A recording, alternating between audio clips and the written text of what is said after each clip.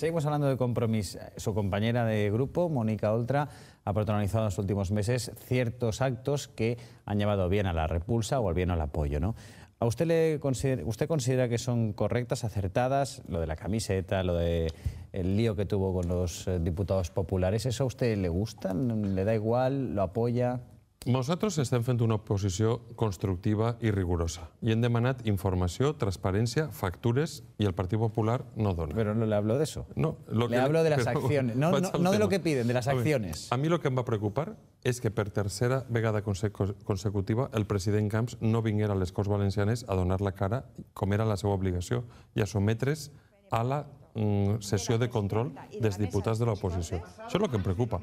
Després, si s'ha de cridar l'atenció per assenyalar aquest defecte del president de la Generalitat, doncs són recursos que tots els partits fem al llarg de la nostra vida. I estem parlant d'això? ¿Está legitimado esa clase de acciones? A mi, el que no està legitimat és que el president no vingui a les Corts Valencianes a donar la cara i a informar a la sobirania del poble valencià, que són les Corts Valencianes. Hablaba usted de los dos partidos nacionales, del Partido Popular y del PSOE.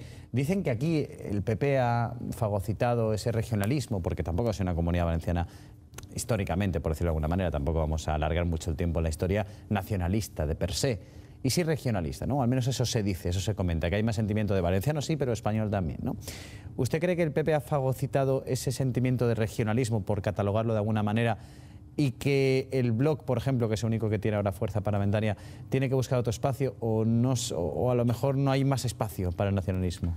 Jo crec que el Partit Popular ha sabut interpretar la pregunta «I els valencians què?», després del 92, que el govern socialista de Felipe González inaugura l'AVE Sevilla-Madrid, fa l'Expo en Sevilla, les Olimpiades en Barcelona, Madrid la capital cultural, i els valencians què? I és interpretar «I valencians què?» és el que ha fet en la política de grans events, a utilitzar un argument de l'orgull del poble valencià i ho ha fet bé. Després és cert que en 15 anys, des que governa el Partit Popular, ha hagut una certa bonança econòmica, però les nostres ràtios de benestar són negatives.